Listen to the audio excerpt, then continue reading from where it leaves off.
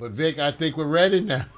Yo, you sure you're ready? I think I'm ready. He doesn't look ready. No, I'm getting us ready. Well, DeVoe. Yes. If you wanted to entertain the fan base that's right, and you were not ready, what would be the first thing you would do? Well, talk softly, huh? So we can't hear shit. What? Huh? See, you know what, DeVoe?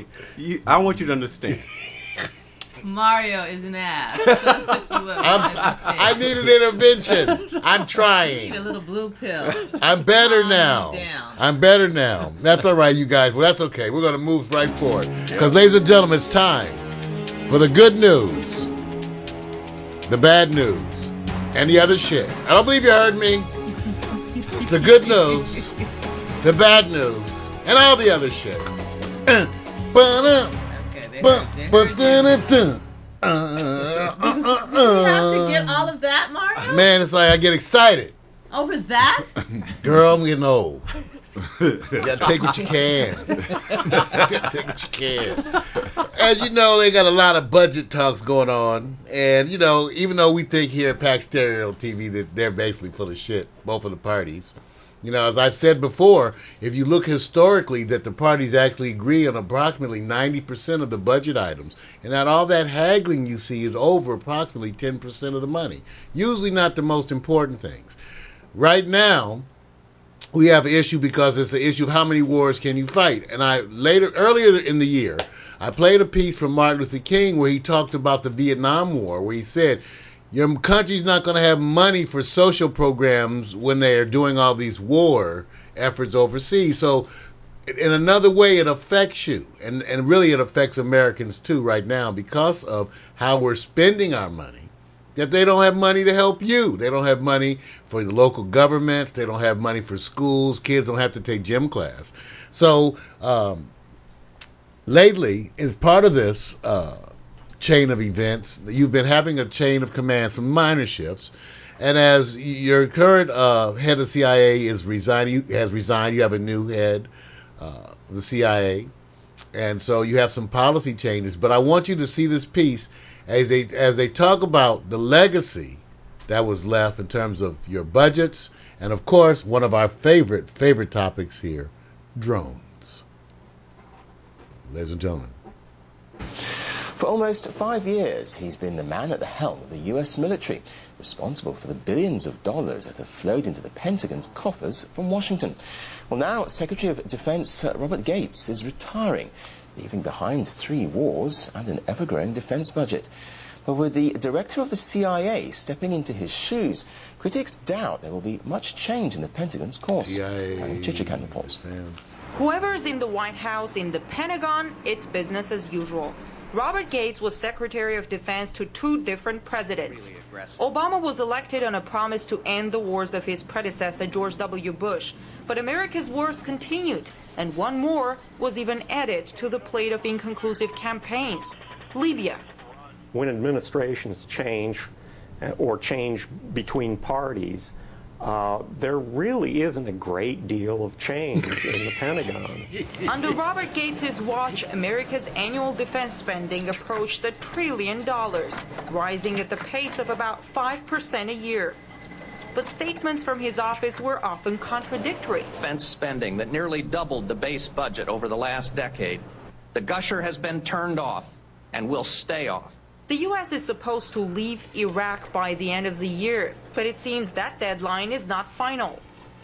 He gives all kinds of contradictory statements. For instance, not long ago, he said that anyone who advises to put a U.S. land army in the middle of an Asian conflict should have his head examined. Yet at the same time, he's done everything he can. He's flown over several times to Baghdad to plead with the Nouri al-Maliki government that please could U.S. soldiers stay after the deadline at the end of this year. The Pentagon says they expect the Iraqi government will ask them to stay beyond their scheduled December 31st departure date. But with the announced troop withdrawals from Iraq and Afghanistan, the U.S. started actively waging a different kind of warfare. what they call an intelligent There's war. your drone. One that's waged with drones without sacrificing the lives of their soldiers in countries like Pakistan, Yemen, and Libya. And many say that's the main shift that happened in military operations under Robert Gates, a shift that some say can only lead to more destruction. The United States has increased the intensity of the focus on Pakistan in terms of drone strikes, those remotely piloted vehicles. While targeting terrorists, the U.S. has been criticized for killing mostly civilians. It's also making us less secure from a policy WikiLeaks said standpoint. you're averaging We about can't 20 to intervene 1, all over the world. roughly. It just 20 fuels insurgencies innocent civilians and fuels minimum anti-Americanism. for every Analysts say the potential. deaths of thousands of civilians in Afghanistan are part of the reason why the U.S. has failed at curbing insurgency there. Now the U.S. is preparing to pull out a third of its troops by the end of next year. Many Afghans fear that less troops doesn't mean less bombs dropped on their homes as the U.S. steps up aerial strikes in the region. The possibility of waging a war without having to justify the deaths of the American troops has become more palatable for the Pentagon. The CIA has been at the forefront of America's undeclared wars. And with the new Secretary of Defense, Leon Panetta, who was the head of the CIA, the trend is unlikely to change. I'm Ganesh Chakyan reporting from Washington. Once again, I have cited the Obama administration for no change. Because there is no change. And as you can see, we talked about this. You know, it used to be that actually you declared war against a country and you had to get the both of the houses to agree in order to do that. Starting with Vietnam, you had this whole issue of the war powers of the president and the president's ability to commit military action without any declaration of war. You realize you're in, depending on how you want to count it, 3 or 4 wars now, without any formal declaration of war. Right. And so obviously you could do these things. You also have what was admitted to, we've cited on other shows, 7,000 drones over Pakistan and Iraq.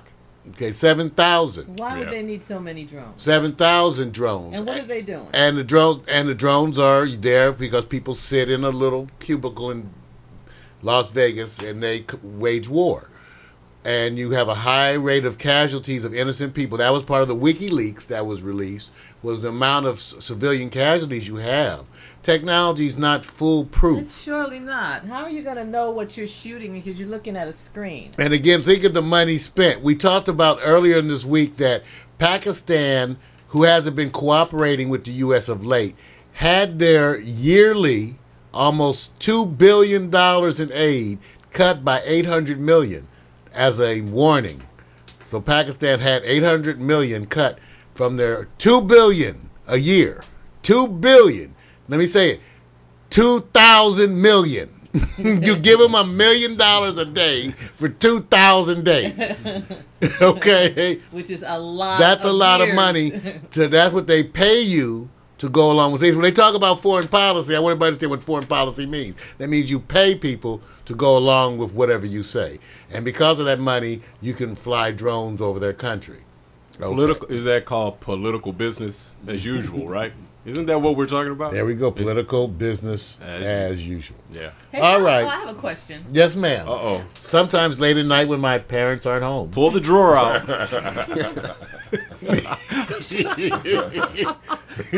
Well, we take you seriously. We do. How big are these drones? Are they like the size of this house? Man, what a great question.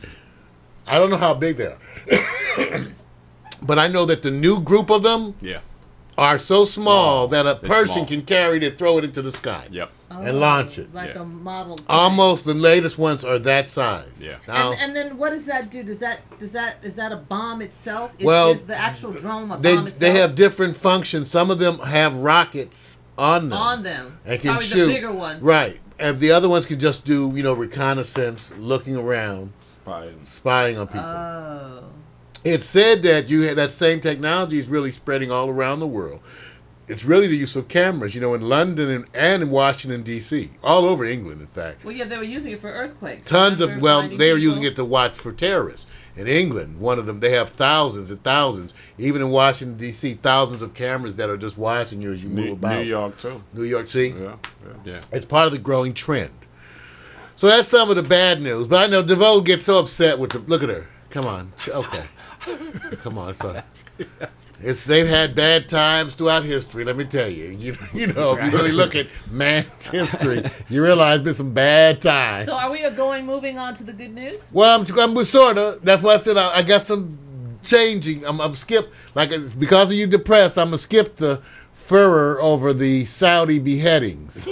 No, let's not skip that. Let's not skip that because I got to show this because the Saudis are our allies. They are as corrupt as any government you've ever seen in the world. Yet we don't, attack them because they go along with our programs, okay? Yet we can attack other countries. It's very arbitrary, has really to do with who go along. So let's take a look at the Saudi government and their recent issues of beheadings. Let's take a look. Causing a lot of... Am I going to show the beheading? No. We will show a circumcision, though. The beheading in Saudi Arabia last week of an Indonesian domestic helper has sparked protest in Indonesia. Oh, good. And calls for an explanation. Oh, you're happy about that? Yes, I am. You know what, DeVoe? Next. You have to be able to watch it at the other watch. I know we're going to... One thing about it, DeVoe, we come back with a B plan. There's always a B plan. I want you to understand this now. Okay, what's the B plan? B plan is we show it again. We can adapt. I can find some shit on YouTube in a minute. Y'all know damn well I can find this.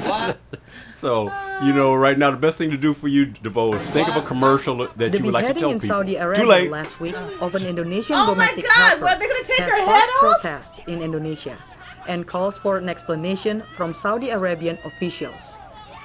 54 years old Ruyati binti Sapubi left for Saudi Arabia 3 years ago to work as a housemaid. It did not occur to her family that they would never see her again. In May 2011, a court in Saudi Arabia found her guilty of murdering her female employer. In June 18th, Ruyati was beheaded. The family only got the news a day after the execution. I can't accept this. I feel like no one is defending my mother. No one cared about her. In the past 20 years, a total of 303 Indonesian migrant workers have been threatened with the death penalty, and the government in Indonesia has managed to help only 12 of them escape the death sentence. Embassy of Saudi Arabia in Jakarta is becoming a target of demonstration condemning the execution of Ruyati.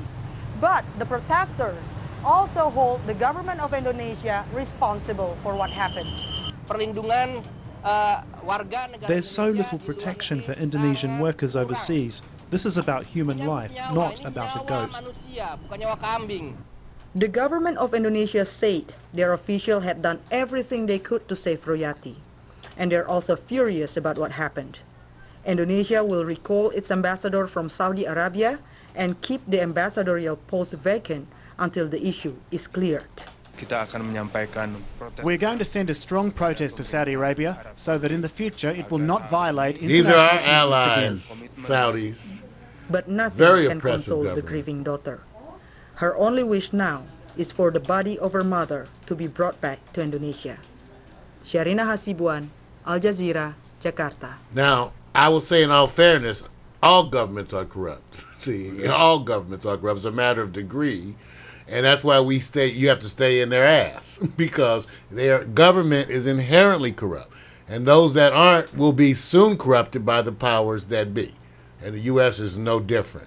I know DeVoe's over there shocked at that. Yeah. That Saudi. But and these are our allies. That's part of why we're... Now, okay, I got to show you this one. Now, this one's a little better, I think, DeVoe. This is about this piece because I keep trying to keep up on what's going on in Japan. And why? And I remind you guys why. Because this is one of the richest economies in the world, supposedly the most prepared for earthquakes. And if this is the best they can do, we're all in you trouble. know you're screwed. That's you right. know, don't let an earthquake hit and you be in some Okefenokee County. Okay? You will not get help. You better be able to farm. You will be very kind to Jose now because he knows how to grow that corn. Exactly. You'll speak some Spanish. All the shit will change. You may hook up with a homeless even. Well, Japan, where they still are dealing with this issue that they really need to relocate 300,000 people. Just relocate them. But they're not going to actually say it. You still have people without power, living in shelters in Japan, no privacy. And they got the really deep pockets. Right? Because they can just have the train, they got the new bullet train. They could make a train, take some of the people to some new housing. But obviously that ain't happening. But it's affecting relationships in Japan. And let's take a look at that piece right here and see how relationships are being affected. Post-tsunami. Post-tsunami. Fumio Nishino is getting ready Urban for buffer. her wedding, but she already knows it won't go exactly. Oh, you know what that is? No, that's that flash. I know that. We call it the Java update, but we just have a terminology. We call it the urban buffer because any Java mail coming to Yes, us Al updates Jazeera, come Tokyo. late, come real late. So, DeVoe, this is I'm better going to play it. news. We just have to watch it little. Yeah. In the little box. Fumio Nishino is getting ready for her wedding, but she already knows it won't go exactly as she'd hoped. Her groom is from Fukushima, and most of his family won't be able to attend. My relatives were having to decide whether to evacuate or not. We thought it could be a burden on them if we invited them. It was hard to decide what to do. But at his parents' prompting, Fumio and Takehiko have decided to carry on as planned. They were told there's no point waiting, especially now, to begin their lives together. Across town in this private lounge run by one of Japan's largest matchmaking companies, Tokyo singles meet and chat over tea, hoping to make that special connection too. Some 400 people are expected to come through these doors in just this one day. Since the earthquake and tsunami of March the 11th, membership here has risen 20%. But more than that, the number of members that have since gotten married has also gone up 40%. There is social instability because of the disaster. Japanese people are re-acknowledging the importance of family ties They're and marrying partnerships. more. I think that is the biggest reason. But in the process of re-evaluation, lawyer Toshio Okabayashi says it isn't just the number of people tying the knot who get a post-disaster boost.